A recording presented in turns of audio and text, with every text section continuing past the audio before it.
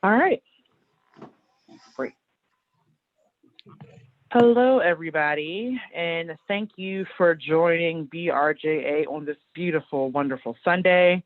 You guys could have been anywhere, but you're here with us, so thank you. My name is Julia Scott, and I work with Baltimore Racial Justice Action, and this is our 13th of the month event for December. Next slide, just to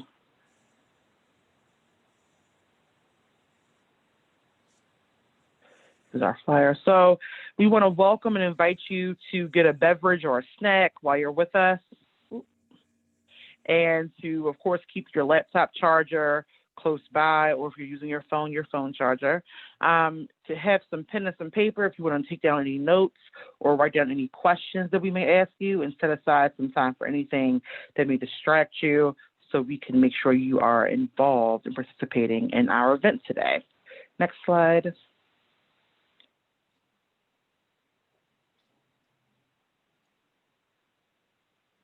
So Baltimore Racial Justice Action, we are in all the social media that we can actually find. So if you would love to donate to us, you can donate at bemoreantiracist.com/donate to become a monthly sustainer or to make a one-time donation. You can definitely find us on Facebook at Baltimore Racial Justice Action. And we are also on Instagram and on Twitter. We'll get to that in a second. But Be More Racial Justice Action is our Instagram, and bemoreantiracist.org is the website.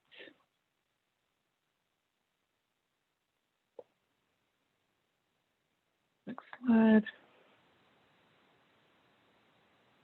All right, so a little bit of information about our organization. We are a network of Maryland individuals committed to social transformation with an emphasis on racial equity.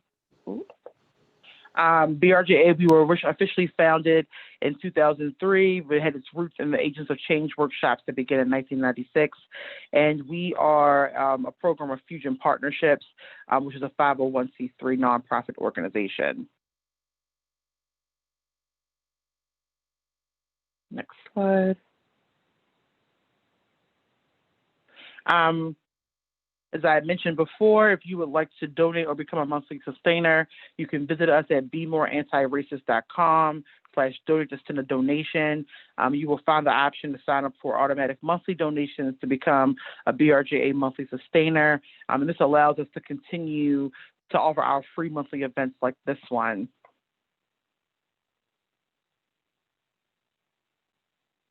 Okay. And just before we get started, we're about to get started with holidays and holy days, but there will be a question and answer portion towards the end of the presentation. And so when we call for that, we ask that you all try to keep yourselves muted as our presenters are presenting, as well as waiting for the question and answer portion to ask questions or make comments. If you would like to send me or Anthony a message, you can do that directly in the chat, or you can send it to everybody in the chat as well. But we'll be looking at that space. All right, and so to no further ado, I would like to introduce Erica and Christina, who are going to be the presenters of this lovely discussion on holidays and holy days, decolonization, representation, and celebration. And ladies, I'm going to ask you to take it away. Thank you. Thank you so much. I welcome you all here. Christina and I have been excitedly preparing for this event, along with some other facilitators that are joining us today. What I want to say a couple of things up front. We are embarking on a very ambitious goal within this presentation to talk about the two topics that you're not supposed to talk about over dinner at all. And we're talking about politics and religion. Here we are mixing them both. And so we come to you with curiosity, and I want you to hold curiosity in your mind about thinking about how we look at holidays and holidays, how they're used, how they're perpetuated, how they can be exploited, and how we actually get to the essence of celebration without appropriation. We're not coming to you as experts on any of these particular holidays, but rather wanting to engage in conversation with you. So we're not going to come to you with a treatise on how this should be done, but rather have a conversation about what we can do to be more inclusive in the way that we celebrate each other, celebrate the immense diversity that we have amongst the American population or the United States population, and the people who come from all over the world to be here and not have it subsumed under either Christian or non-Christian. So we welcome the ideas that are in the chat, and we look forward to the conversation. We're going to start with a bit of a background, and I'm going to let Christina take it away.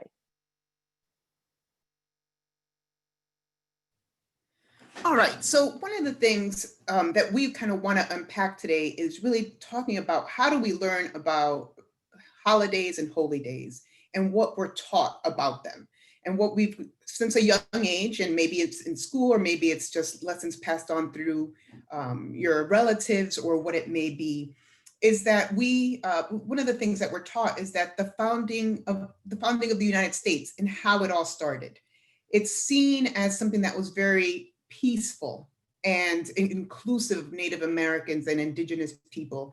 And the whole reason the United States came to be is because of religious freedom.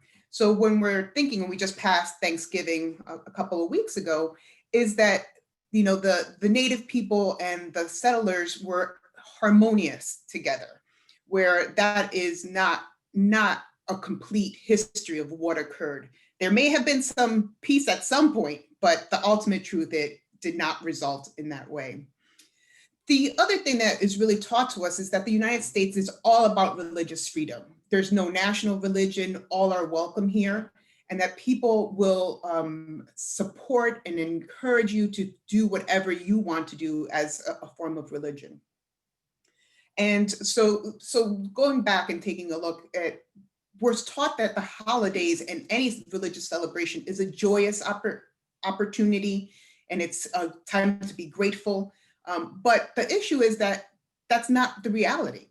We come to the United States in very different ways, where there's only a few holidays that are actually recognized in the United States. And then there's also the fact that some holidays, it's like let's take Thanksgiving again for an example. It's a time of mourning, a time of reflection, and a time of activism, where it's not just a joyous celebration where we should just be thankful for what we have, but for some indigenous communities, it's really time to think about what has happened to their community. And we don't offer that space here in the United States. It's something that it's glossed over. Now and then we'll say, when we're talking, let's say, for example, about Columbus Day, there is some movement to change it to Indigenous Day, but that's a small movement. A small movement that's happening across the country. Not that people aren't advocating for it, because that's a hard advocacy right there, the group of people who are working on it, in communities who are working on it, but it's been slow to catch on in the United States. One of the things that we're also taught in history, through our history, is that this religious and how the United States came to be, it's been codified. So they've made laws around these beliefs, such as what, like, for example, federal holidays, what holidays are offered to people. And that is very much in a Christian base. So we're given and we're told a bunch of history to support the mainstream, or what is perceived to be the right religious and way to celebrate. Whereas the reality is we are left to figure out what holidays, what religion really means, and how we incorporate them into our lives. And there's so many myths around issues that we are left to unpack what we're celebrating or what we're contemplating in our religious beliefs, is that we have to figure that all out, because there's so much misinformation and so much incomplete information that people are left out there working it out by themselves, or hopefully with a group of community, with their community. So this is what really we're trying to discuss now, is that we have all come to the table with a certain sets of beliefs in how the United States has been created, whereas we have to really discuss and try to bring it together that, you know, the United States was founded on slavery, colonialism, imperialism, and that throughout our history, there's been stolen lands, murders, deconstruction, and removal of people to make this what we like to call the American dream. Next slide. And I'll throw that to Erica. Thank you. And so when preparing to have this conversation, we were thinking, so what can we come up with a list of things of religious traditions that are celebrated? And as you see on the screen, we have a couple that we're offered here, but want to throw it out to the audience here, or the community that's gathered. What other religious traditions do you see missing here? You can either put it in the you can put it in the chat, Anthony, if you see some thrown in there. What we currently have here: Wicca, Buddhism, Hinduism, Islam, Voodoo, Hoodoo, Santeria, atheism. In the chat, we have solstice celebrations. We also have Christianity, Judaism, indigenous belief systems, African traditional religions like Yoruba and others, and paganism. Anything else?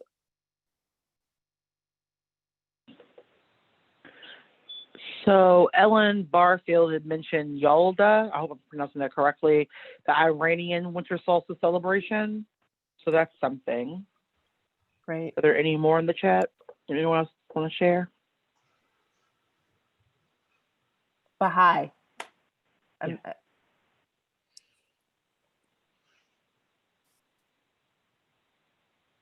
Taoism and Shamanism. Thank you.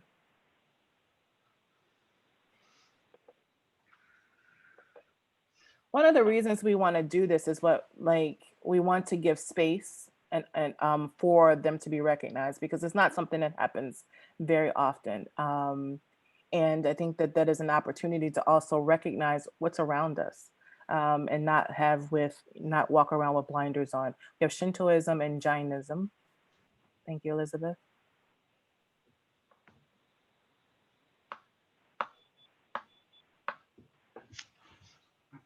As we think about the ones that are, how are these religious traditions treated?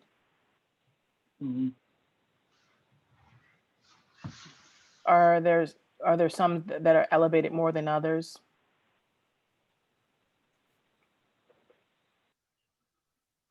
Ellen B says she's shaking her head. Someone saying Christianity is elevated the most. Christianity is elevated the most. Mm-hmm. I would say that we, after Christianity, we have the big ones afterward, and that are elevated would be Judaism, and then Islam. And I think in more recent years, we've gotten more and more comfortable with more Eastern religions, including Hinduism and Buddhism. I still see, like, even in popular culture, Santeria, Hoodoo, Voodoo, Vodun, demonized in popular culture. They're not given that same kind of elevation. And quite often are looked at as in a binary of Christian, non-Christian, as those relating to the devil worship or Satanism, right? They're not respected as their own entities in of themselves. And quite frankly, right, that is due a large part into the anti-Blackness that exists, and it permeates into our religious world. And very often the religious world can be used to help continue those kinds of thoughts. Yes, Ellen B shared that there's also a very narrow version of Christianity. So it's not even the full ideas of it, but it's a very narrow version of how it's being looked at and shared. Absolutely. So if you look at Christianity, even beyond the 66 books, right? Or the 66 books plus the catechism, are you also out in the ether of what's considered an elevated religion in this country? And Erica, specifically with Santeria, it's one of the traditions where it blends African traditions with particularly Caribbean Catholicism, essentially.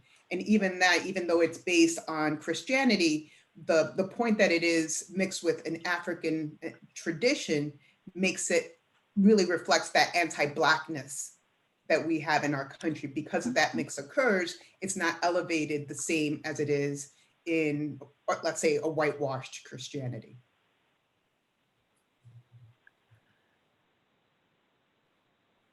Thank you.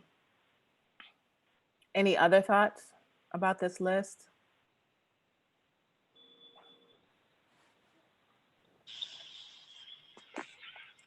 I think the other religions, except for Christianity, are sort of given second page, because Christianity is also associated with so-called civilization. And other civilizations aren't recognized unless it's a Christian civilization, as though nothing else existed prior to that time. So there's definitely a close association between how people see Christianity and how people see civilization. Thank you. Thank you.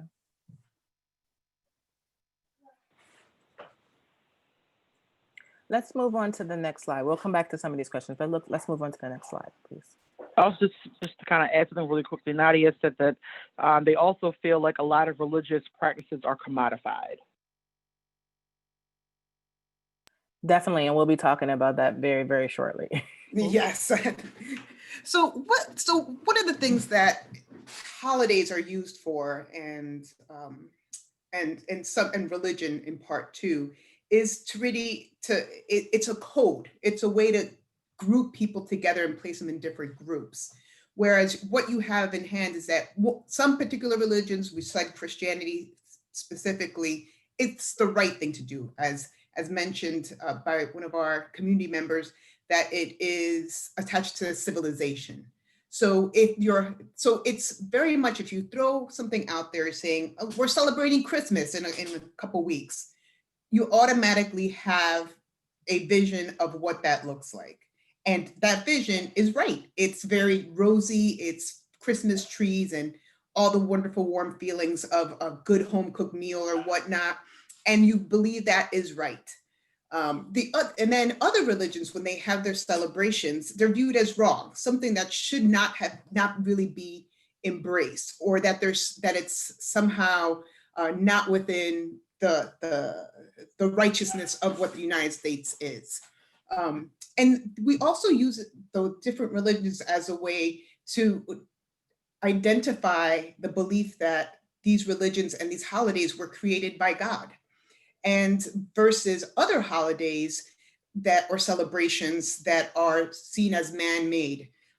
Specifically to talk about Kwanzaa and that particular holiday, when it was first celebrated, and Erica, please feel free to speak more on this, because that's not a particular holiday that I celebrate. But when it first was placed into the ethers for a celebration, people looked down on it because it was man-made. And basically they were like, that's not from God. And while it's not a religion, and it's just a celebration. I think it really goes to highlight that people will label different celebrations as worthy of God's grace or not. The other thing, oh, go ahead, Erica. It looked like I just want to say about Kwanzaa, it's funny the history around it, and there are others on here who could speak to that as well. I think it's funny because like it went from that space of like this fake kind of thing that we're doing to being African Americans' religion. And then being like universally kind of commodified, as a participant said in the chat, to be the thing that happens at the end of the year where you have to go out and like prepare for, which introduces this whole level of capitalism and expectations into the mix of it. And I think that that's another way that when we start introducing capitalism into like good, so it starts out with what you said, like this is what being good is, this is what being wrong is. And when it starts getting accepted, when the holidays go from being on the outs to being more and more the in, they get tied or intimately married with capitalism, and it becomes the end of the year thing. And so I mean, if you think about Hanukkah is in the Jewish tradition, but it's not the highest of holy days. It gets elevated because of its placement in the calendar. Right? And so we see that happening across as religions get, or as holy days as holidays become holidays, they get married with capitalism, they get elevated for commercial gain. Oh, then there was a comment that the war on Christmas On blather. Christmas. Mhm. Yes, and I think that's really an interesting point of discussion, because here once again it's like, oh, other religions are getting some airtime, even if it's just for capitalistic reasons. All of a sudden, the people who are in the majority, who feel that their holidays are always represented, feel that they're losing something, that they're being attacked because of the inclusion of other holidays. So it's a very, and it goes also to the next point where the war on Christmas is one where for the past couple of years has been a big thing, where there was a news broadcaster that said, of course, Jesus is white, and of course, Santa Claus is white, because that's what they're holding on to, what the white religion is right. Whereas all other religions and all other celebrations are done by other people of color. And if that's that's where you really see white supremacy merge in to holidays and celebrations and religion, is this belief of whiteness and versus people of color and their celebrations.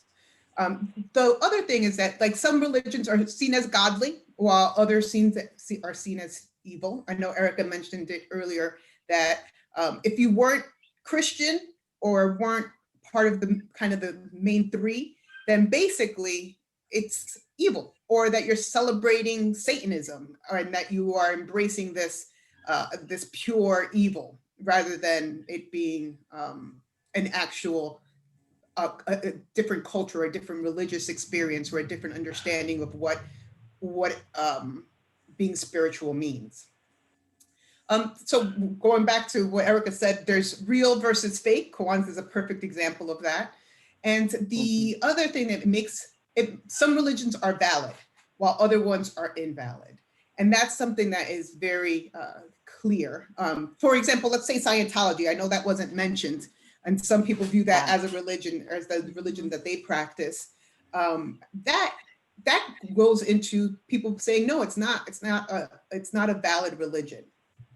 So you have people judging, and by people I mean communities, our structure, our institutions, judging what is and isn't valid in what you want to practice. Another thing is really taking a look at, some religions are seen as spiritual, something that really you're thinking deeply about. Whereas other religions, and the religions specifically practiced by people of color and that have ties to African roots, as magical. So something like Santeria or voodoo or hoodoo is seen like, oh, they're just, doing things and calling on things that are not based in a godly concept, but more of even like celebrations for solstice as well, that you're not calling upon God, you're calling on this magical thing called the earth that we all live on. So it's almost like, it makes it sound so ridiculous that we really pin our values to one specific way of spirituality, religion, and holidays. Next slide, please. We talked a little bit about this kind of marriage. Go ahead and go to the next slide, please. We talked a little bit of this marriage of capitalism with the holidays and holidays, and it gets you things. So it starts with like, okay, if you have a holiday that falls in this kind of section of the year, and I want to start somewhere around October, because commercially right after Halloween, we start seeing like things promoted, right? And so there's this whole last quarter of the year that it's tied to capitalism, and you get this season of expectation, right? And so I do want to acknowledge Kuja's comment. Forgive me for mispronouncing your name, on the origins of Kwanzaa, and I respect that, and I understand that. I'm not suggesting that Kwanzaa is supposed to be capitalist. I'm saying that it's being taken that route with the commodification of it. Yes. So we get things like Black Friday, the day after Thanksgiving. We get Small Business Saturday, which was actually kind of I think Small Business Saturday grew out of this kind of nod to like, let's be more equitable among the capitalist organizations so that the small businesses can get a piece of this pie too. So Shop Small Saturday, Cyber Monday, and then our hearts start tugging to us as our credit card balances go up. And we get into Giving Tuesday, just to give a little bit more, which seems really, is at first glance, it's benevolent, right? But it is also an opportunity for people with the extra income to get a tax write-off before the end of the year, because come January 1st, you got to do that too. And then we have the other ones that fall throughout the other parts of the year, like Valentine's Day, St. Patrick's Day, Columbus or Indigenous Peoples Day. And these aren't necessarily like, hey, go out and buy something, but capitalist enterprise has us looking at them as sale signs. And those are the days that we recognize as being elevated to being holy, and in quotes, enough to have people be out of work and school for. So next slide. And Erica, I just wanted to add just the thoughts on Giving Tuesday. By all means, please give, but you should probably give all year round if you have the means to do so.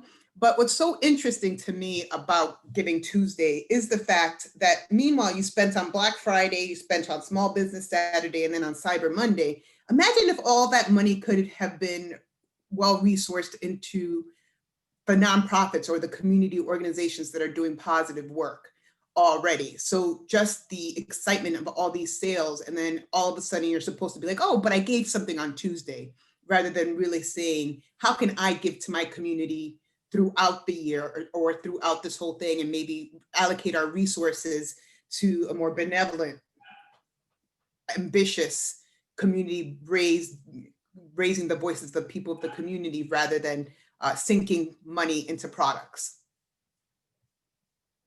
Just wanted to add that, thanks.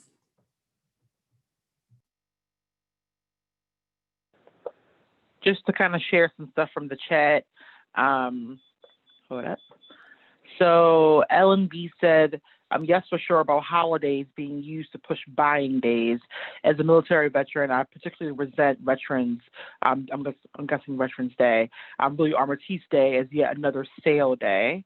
And then Naya was saying it's almost as if giving to community is an afterthought since it's the last day.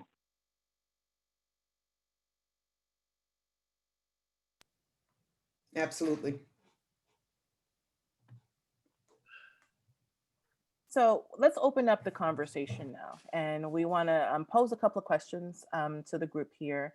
And we'll take them as they in the chat, and you can let us know if you, by signaling or something, to be and go ahead and unmute to respond. But let's start with our first question. Where do you sit as you think about this conversation that we've had so far, this presentation we've given so far on United States or holidays in the United States? Where do you sit within the colonization of holidays? What is your view on what this looks like?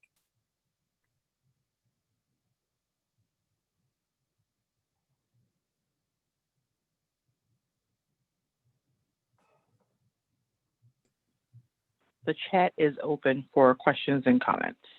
Ellen gave a big thumbs down. I'm going to put you on the spotlight. Ellen, would you like to elaborate your thumbs down? Sure.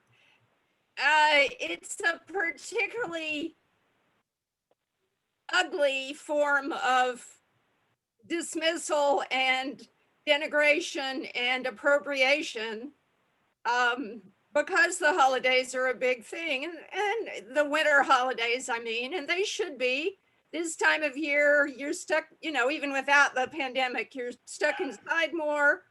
It's cold. You want something to lighten. And that's what these holidays are, is festivals of lights, candles and fires and community warmth. And that's wonderful. And why does it have to be so narrow that it's only about some guy named Jesus, supposedly born on the 25th of December, which didn't happen. Not then. He may have been real. I hope he was. He seemed like a really good guy, but he wasn't born on the 25th of December. That had to do with appropriating the Roman Saturnalia, which was a late December celebration. So it's embarrassing how narrow our culture tries to be. And Ellen? I want to be Absolutely. Thanks for bringing that up. I think we meant to touch on that a little bit earlier, particularly when we talk about the breadth and of religious traditions that we have in this country, seeing how even Christianity is made up of from or has adopted some of these quote unquote lesser religions in their practices, like the presence of Christmas on the 25th, or rabbits laying eggs, or things like that. So I think that that's a good point that you bring up, Ellen. There was also some other things in the chat. William said, even something like diversity in the Christian holiday is now being commodified, just as the Black Santas are at Target. That's something I've definitely seen a lot more of, that when we're trying to diversify, like, oh, well, there can be multiple people or different types of people, like it's still definitely being commodified. And then someone saying, it was Donna, I stopped purchasing gifts, still celebrate time with family, but spend the time focused on learning and sharing the truth of the day and the season. Thank you all for sharing. And just to go back to the whole Black Santa situation, I'm not sure if you've seen the news reports of a gentleman who put out several Black Santas in his community and received a letter from a neighbor, of course, anonymous neighbor, and it basically used the N-word and also was like, get them off of your lawn. That's not what Santa looks like, which is such an interesting concept that Santa Claus is white. First of all, where did Santa Claus come from? And whether or not he's white or Black or any other race or ethnicity is so baffling to me, because the concept of Santa is, one that's creepy, because you're having a stranger come down your chimney. That's, that's not something I want to, and somehow we've been able to sell this to our children and to celebrate it as something that's wonderfully happening. Whereas if someone's coming down your chimney any other day, that would be, all of a sudden the protect your home rights would come right into action. So this is something that is just kind of baffling and just ironic, I believe. And it looks like Diane said, our current conception of Santa Claus was a large part of an invention by Coca-Cola. So we've been able to commodify Santa Claus as well. So let's shift gears just slightly. And I want to give us an opportunity to think about what would it look like to have an ideal situation where we are, where people are represented, celebrations are had, they're not commodified. Let's talk a little bit about this next question. How would you reimagine the holidays? And what kinds of things would you keep and what would you discard? I would like to see holidays based on quality of character, how we treat one another, how we look out for one another, and keep the keeping up with the Joneses, everybody getting a present and everything out of it. Keep that out of it. It doesn't cost anything for me to be kind to you. It didn't cost anything for me to care about you. It doesn't cost anything for us to be grateful to be around our family. So if the holiday is based on a quality of character and behavior, I think that would be better. But now most of them, just like Kwanzaa was initially about the harvest, the celebration of the harvest. But capitalists got a hold of and say, well, look, we can sell kente cloth, we can sell the Kanara, we can get all these things made. And so it started seeming like we were replacing Christmas with Kwanzaa, and that's not what the initial purpose that Ron Karanga was trying to do. But if we could just keep the capitalism out of the purchases and all this out of it, I just think if we concentrate on quality of character and behavior in any of the holidays, I think it would be better for the world. But that's just me.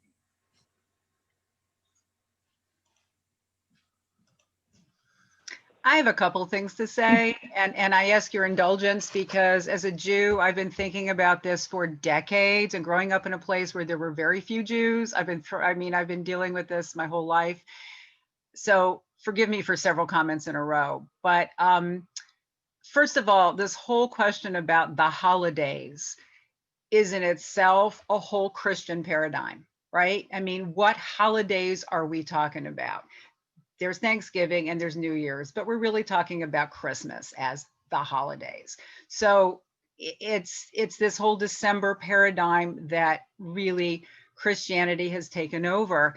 And there's so many things in this discussion that I could touch on. Like somebody mentioned that Hanukkah, it's not even really a holy day. It's not even a particularly religious holiday. It's a super minor holiday, but I fault the Jewish community for wanting to imitate the commercialization of Christmas, for turning Hanukkah into what it's become in some ways.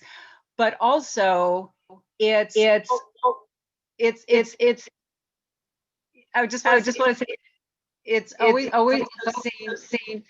I'm sorry. It's also seen as sort of like the Jewish Christmas. It's like always, in my experience in school and work, it's always placed into the context of Christmas. So then you have things like the holiday party at work. And for years when I was working, they changed it from the Christmas party to the holiday party. And I'm like, just call it a Christmas party, because you can call it a holiday party, but what kind of sweaters are you wearing? And what color? It's red and green colors, and it's Christmas music. And it's like, this isn't a holiday party, this is a Christmas party. And if we really wanted to be respectful of people's real holidays, we would celebrate them around the year, right? If you wanted to really be respectful of Jewish holidays, you would be conscious of the high holy days in the fall. And what about Muslims? It's like people when Ramadan falls in December and you have your holiday party at work and like nobody can eat anything because like it's Ramadan. And who's wishing Muslims happy Ramadan, and who's paying attention to it at other times of the year besides December? So I know I'm talking a long time, but I'll just say I would like to raise people's consciousness to every single time you see a commercial on TV or an ad in the paper and they're talking about happy holidays and the US Postal Service and holidays, look at the symbols. It's wreaths, it's Santa Claus, it's red and green. There's only one holiday that they're really talking about. Thank you.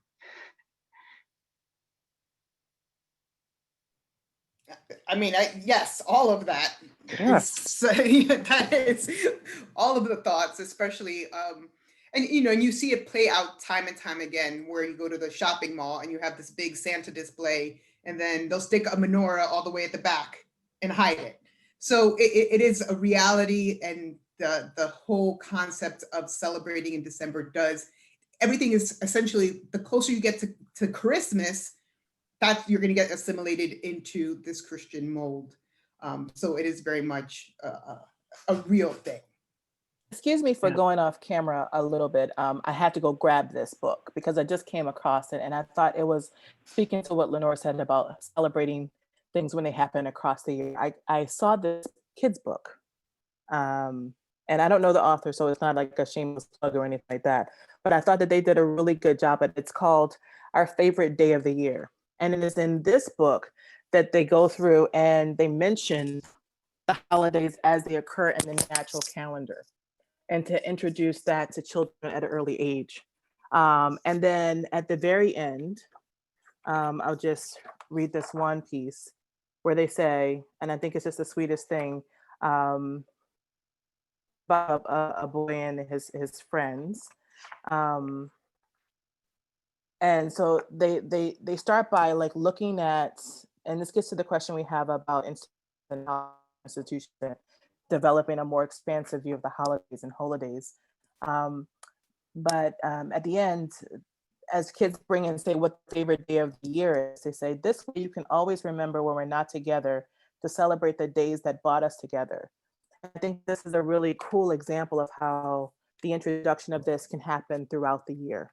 So we're not putting primacy on the latter quarter or latest last quarter.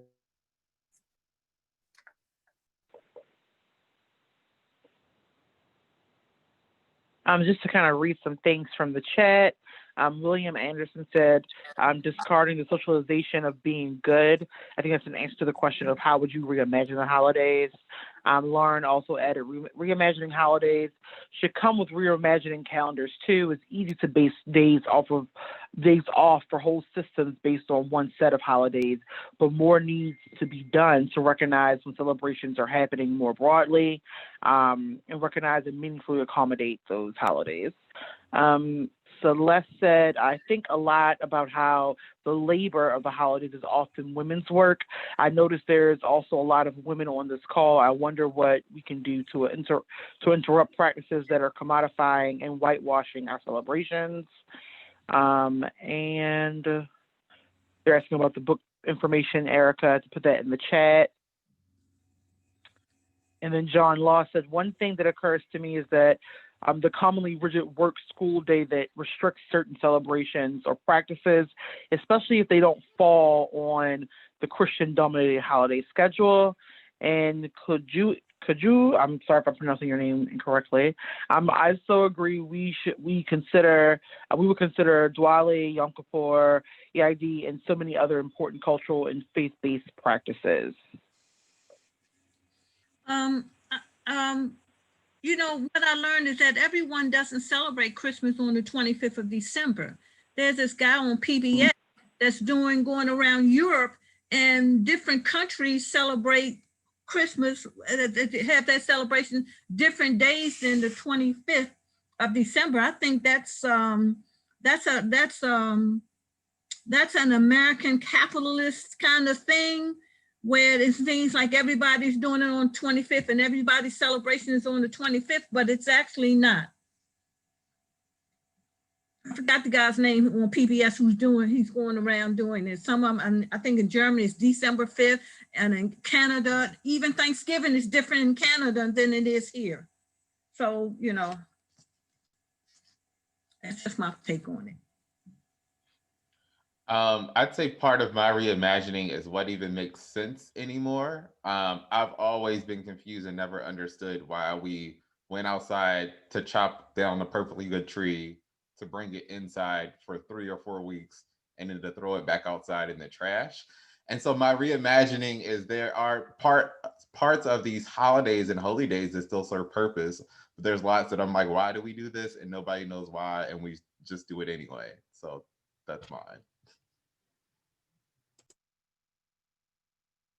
So Anthony, you're talking about reintroducing if it's going to remain, but making sure that the things that we do and the actions that we take have purpose, and that purpose is articulated. Well, one of the interesting things that is happening with the pandemic that the news reporters were covering it, and it's such a silly thing, but the fact that turkeys weren't being used for Thanksgiving this year, that people just went out because of the pandemic and were like, I don't even like turkey. I want to buy something else. And I want to eat something else. And turkey's too big for just my immediate family. But just that small thing, it really illustrates how ingrained we are with what needs to happen on a particular day. And we've bought into the system that tells us how to live our lives appropriately. And I think that's one of the things that you really can dissect. And from what Anthony's saying is, what is an appropriate celebration of a holiday? Or what is the appropriate celebration of my religious expression? There shouldn't be an appropriate way to do any of this because it is such a personal thing. And community-based thing and a collective thing. So if you as a community celebrate one particular way, there should be no other community coming in and telling you you're doing it wrong.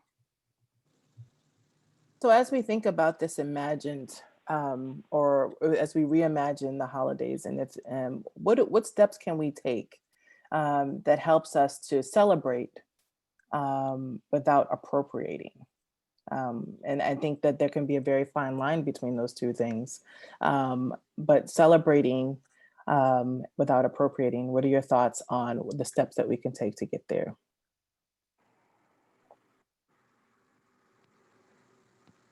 Can anyone talk?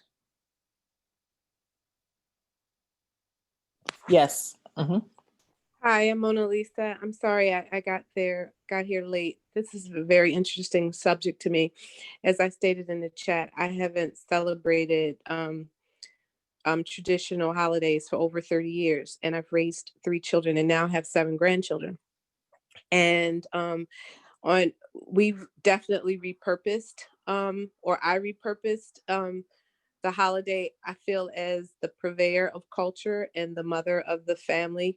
It was my divine right. When I learned better, I did better. And I wanted my children to not be acculturated into a system of senseless traditions, for me and my family. And so for Thanksgiving, it just didn't make sense for me to give thanks for the slaughter and genocide of a group of people. I just personally couldn't do that. So every so-called Thanksgiving, we fast that day. And we, give thanks for the energy of our indigenous ancestors. We celebrate things that are basically aligned to the ability to bring truth to power. And it's very, very easy to take traditional acts that happen during the holiday and transform them into a more meaningful experience. Like my mother made sweet potato pies, and she made like the best sweet potato pies, but she would only make them during the holidays. So instead of me doing it on that particular day, I'll have a recipe day. And on that recipe day, I'll have all of my grandchildren come over, and we pick a recipe and we learn it and we tell the stories about all of the experiences that happened during that time, the laughter, how I learned how to do the sweet potatoes, how I learned this, what that smells like, and blah, blah, blah, going out to the garden. So I think that it's vitally important to wrap ourselves around some of the feelings we had and not the particular religious or cultural contextual experiences in coupled with dogma. That's what I want to say. Thank you, Mona Lisa. You're welcome. Yes, thank you.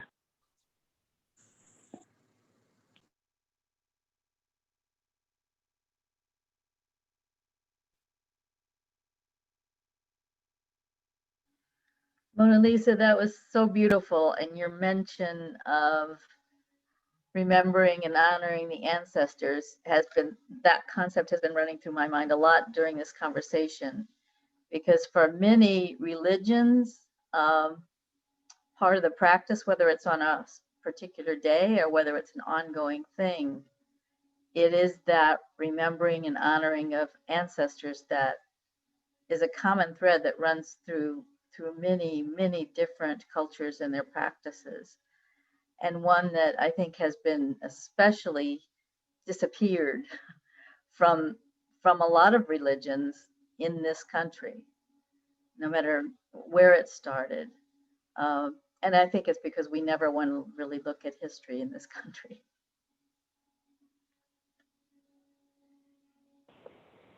Yeah, I would just like to add onto that, if that's okay, and add that I feel like it's also a lot of remembrance of the importance of nature and seasonality. Like I feel like a lot of traditional practices are really in tune with, like, even the things you eat are the things that are in season at that time of year.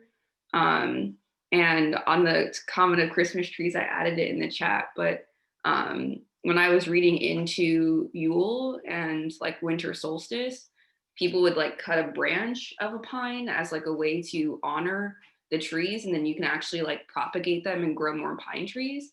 But instead, we just cut the whole tree down. And so we kind of like appropriated paganism, but then also didn't appropriate the act of giving back in reverence to the land. And so I think that that's a lot of our ancestors were really connected to seasonality. And so I think that that's something that I like to try and celebrate moving forward in holidays more. I had a conversation about that particular subject, and it was interesting. Someone interjected and said, but 75% of the Earth's population do not have winter season, like with evergreens. He said they have wet and dry. So the fact that they, below the equator and in the central part of the equator, the large group of the largest populations, Mexico City per se, they don't have an evergreen tree. They don't have mistletoe. So it's just interesting how the movement of people and the colonization of people has played such a huge role in even today, how we feel we should celebrate something.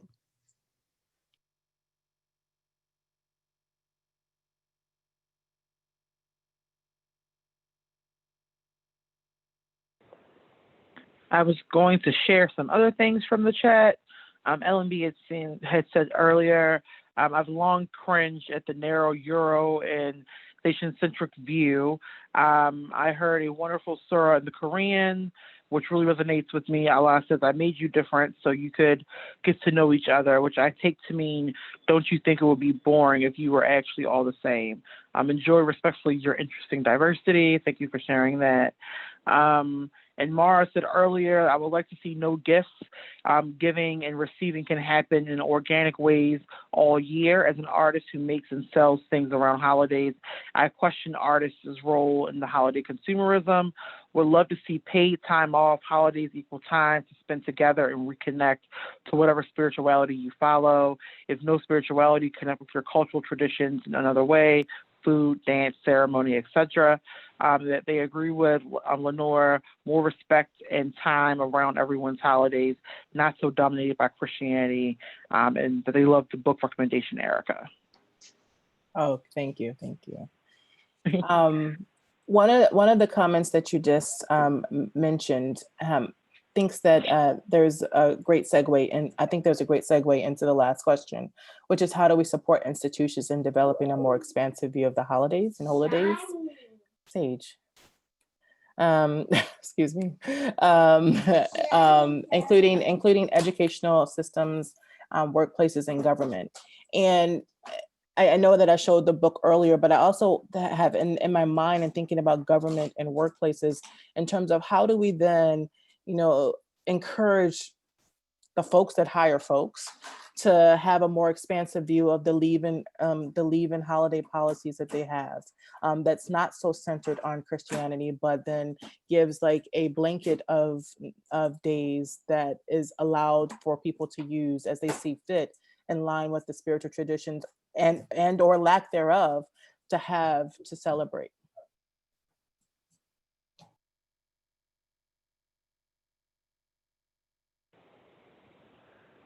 LMB said that some employers let workers choose their own days off for whatever holidays they want to celebrate. Thank you for sharing that. I also think this will be a very interesting conversation post the COVID folks possibly going back to work now that people have been working from home for a bit. A lot of folks who had that opportunity and the chance. So I was talking with friends about this, that, for a very long time, we've been told that you can't do a lot of these things with this work from home, and now that you can. And so a lot of people, I think, are going to be wanting to figure out that more like work-life balance, and that life balance is about celebration and holiday and just being with your family. So I'm very interested in seeing how all of this time off or time away from the office translates in us kind of reevaluating what can that time away from the workplace look like.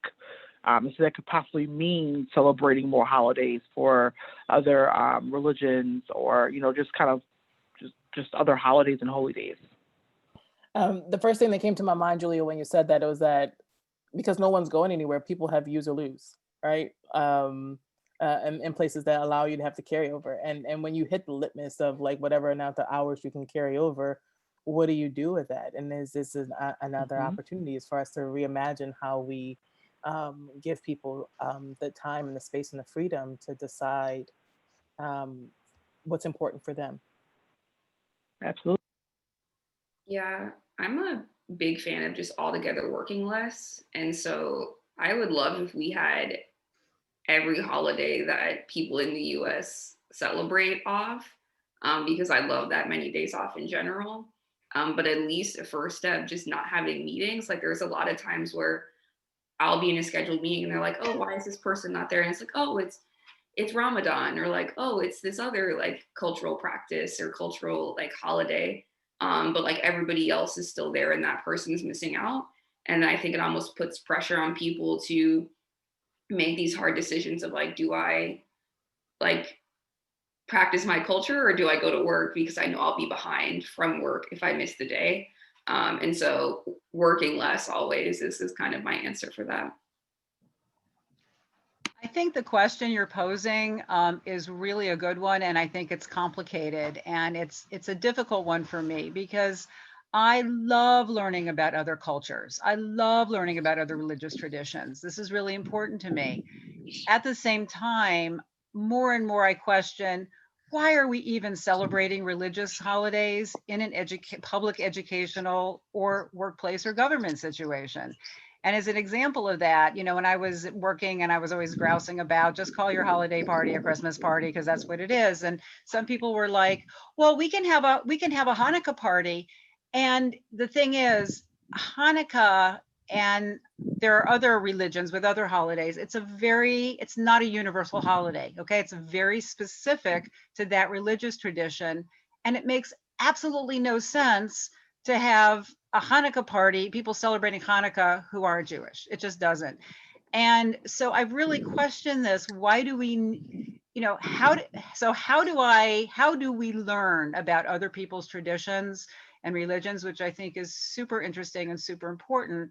At the same time, why are we even celebrating religion in workplaces and government life, you know, at all? And what about atheists? You know, they have to put up with all those religious people all the time. And that makes no sense for the people who are atheists, which is just as much a legitimate point of view. Thank you. Thank you, I see Anna. that it's me, Donna has their hand raised.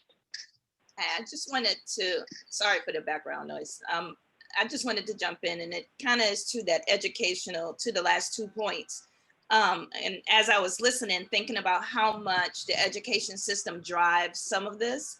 I work in education, and there are times when school is out because recognizing holidays. And so parents typically will use that time to celebrate because that's the time the school is giving their children off. And so there's some alignment. So I don't know what came first, but that may be reinforcing some of these practices. And also the challenge of a community to the celebration of the timing of celebrations. For example, in Alaska and in Wisconsin, the indigenous communities are pushing back that they have weeks that they take off to do things together as a family that have to do with being away from home. They are advocating for that time off, or for their students not to get penalized for missing that time, and they are prioritizing that time with their families. And so there are districts that are looking at changing some of their policies and practices to match the community that they are serving. And so I think that's one of the ways, I don't know if it's supporting them, but supporting the people who are willing to look at that. And is your system serving the people that is in that particular community? And how much does both curriculum, but also the practices and scheduling of a calendar for school impact and reinforce the celebration of some of these things?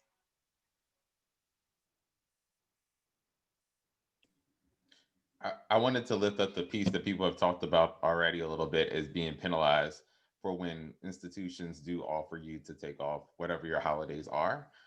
Somebody had mentioned in the workplace taking off a day, but if it's during a busy period of time, a lot of times you feel penalized for taking that time off when you come back because there's a mountain of work, in the same way that it was talked about with students.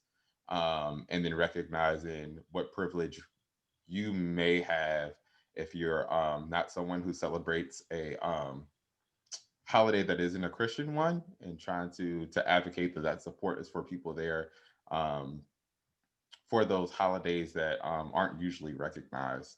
I think that's an important part of the conversation. Not that it makes clear on the whole reimagine, but kind of like in the sitting and where we are as people are trying to reconstruct these. It seems like it's kind of like halfway done.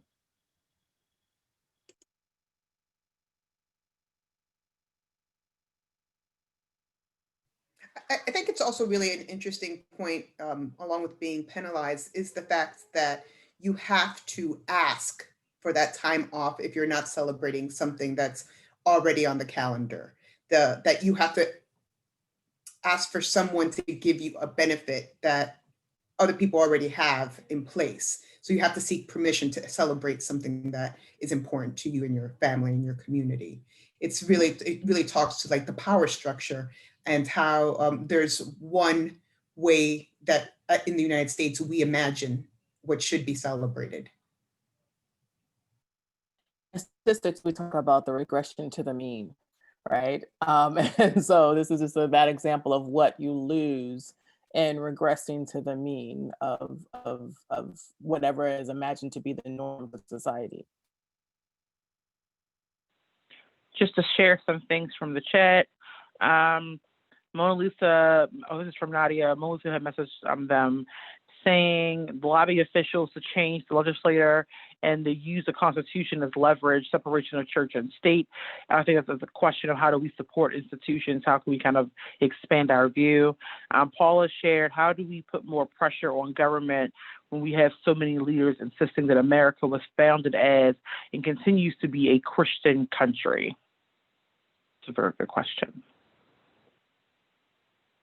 And Mona Lisa also shared, when animals hibernate, humans should hibernate. That's what an elder shared with them. So I love that idea, actually. Thank you all.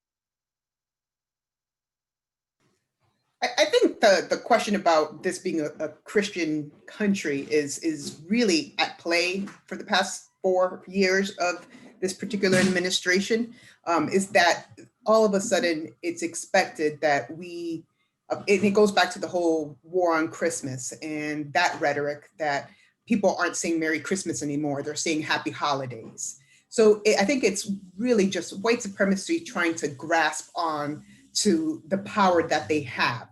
And by saying, like they say right-wing Christianity, or they say evangelicals. When you think about evangelicals, you're thinking about a white community and them uplifting white supremacy.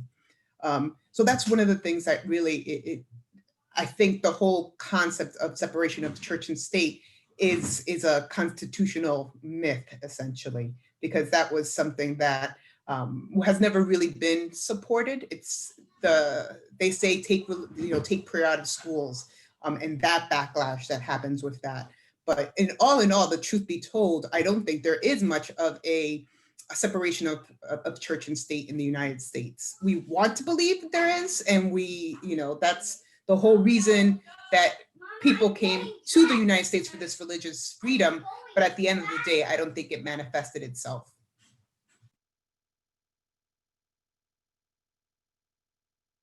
I mean, whether it manifested itself or not, it was a very specific definition of religious freedom. Let's be very clear on that. It was a freedom for a certain type of person, all else be given smallpox blankets. So I mean, like what we know is that history is often written by the victor, and it's full of mythology, right?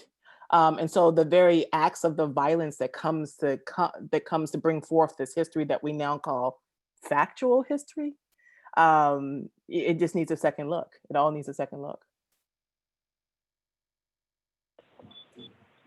And so Christina shared there. Oh, go ahead, please. No, I was just going to say, one of the things that occurs to me as we're having this discussion is that all of these practices have been ingrained in us. So I think one of the first things we have to do is unpack it for ourselves and figure out where we are and what our understanding of our celebrations are. Because we have been ingrained, it's in the air. All of this is supported through structure, through systems, through institution, that white supremacy is in there, and we have to evaluate how we fit into this picture and what we need to do to undo it for ourselves and our family or our communities. Because it's almost like self-reflection has to happen, because we've been told for such a long time what the narrative is. And that narrative is one that's full of falsehoods, myths, and oppression and subjugation of people, and if people of color specifically, put together, and specifically on the backs of Black people.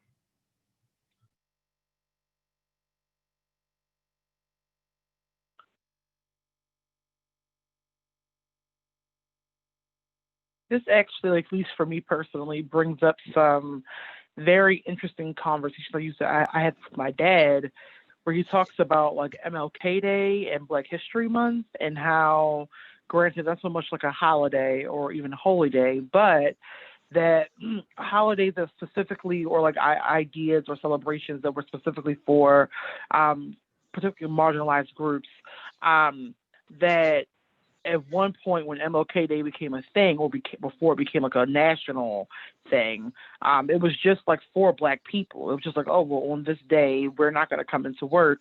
And then it became like oh, everyone, we all shouldn't go to work. And so therefore it kind of loses its actual meaning, because now everyone was kind of like taking, it was like a federal holiday. It was like a holiday everyone took off, that no one had to go to work. And then, then of course, also the Black History Month itself was supposed to be about folks learning about various types of Black history, and not just, okay, well, put up a picture of somebody and it becomes anything. So just kind of like, by also, what do you lose, or what could be lost when we aren't, when we're talking about celebrating holidays, and when we're taking off from these events, what should we actually be doing to honor these actual cultural celebrations?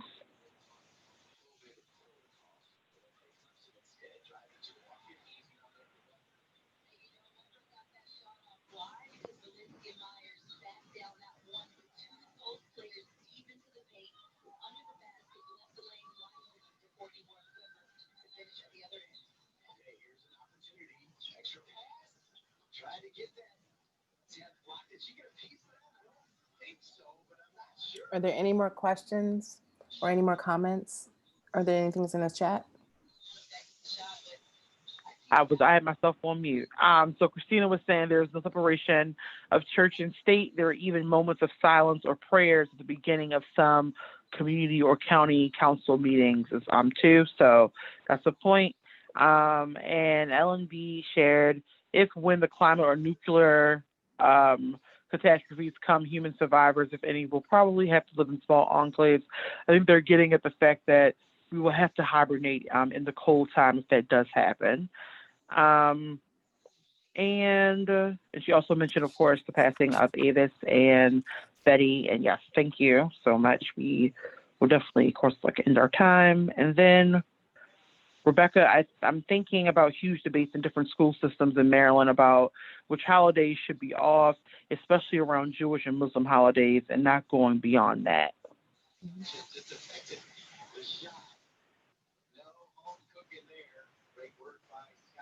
They have been quite, I think Montgomery County in Maryland is contemplating these decisions. I know there has been pushback, because they're saying kids aren't getting enough education anyway. So why are we going to take more days off? But that is something that's interesting, that some legislators are beginning to even think about it, because, and I think we're also in a position where, because of the social movements and the rising and the murders of all these people of color, specifically Black people, that we're now having a discussion of how can we be more inclusive. And so you're actually seeing that not only is reforming the police a big deal and being brought into the attention, but now other topics where people feel marginalized are being included in addressing equity in some sense.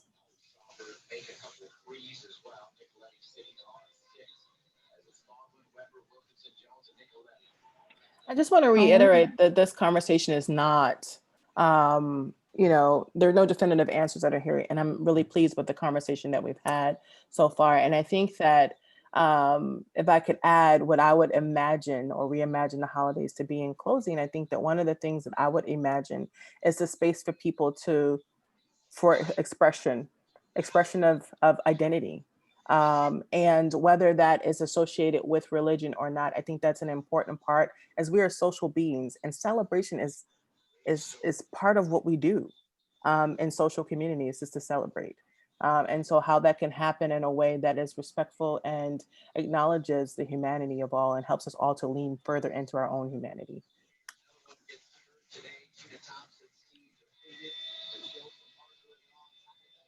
I would like people to remember that it's not just a matter of adults taking time off for their holidays, but part of the school calendar question is penalizing children for taking their important religious holidays off, you know, and when school's in session, so if school is in session, one thing to think about is, you know, are you scheduling tests on a day when a child won't be there because of their particular celebration? And how can children be accommodated, you know, for what's important to them? I also want to put in a plug for really learning about other people's religions and religious traditions. The thing that comes to mind for me, because at the very beginning, people were talking about voodoo and hoodoo. I happen to be very interested in Haiti and speak a little of the language. And I learned a long time ago about voodoo and what it really is.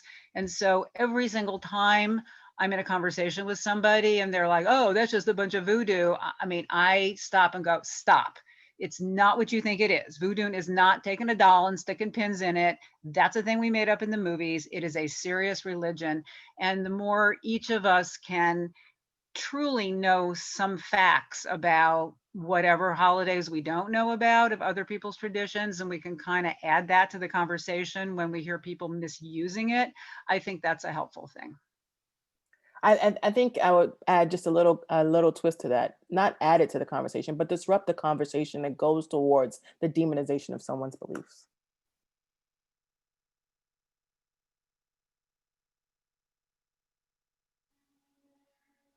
And because BRJA is explicitly an organization about racism and white supremacy and working against it at all times, I feel like it's come out in an implicit way in a lot of this conversation, that the places, the celebrations that tend to be on the wrong side of that chart that Christina went over,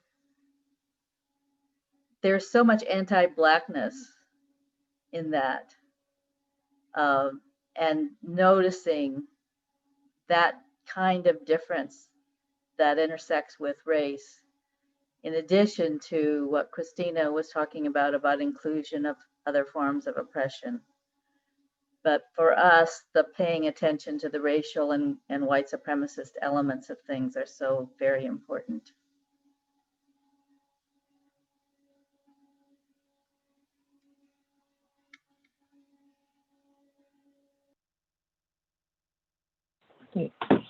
So we are at what, 2:49? Are there any other like last questions or comments before we begin to end?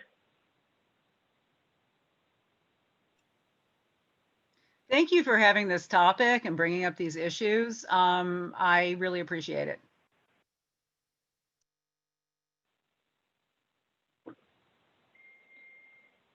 All right.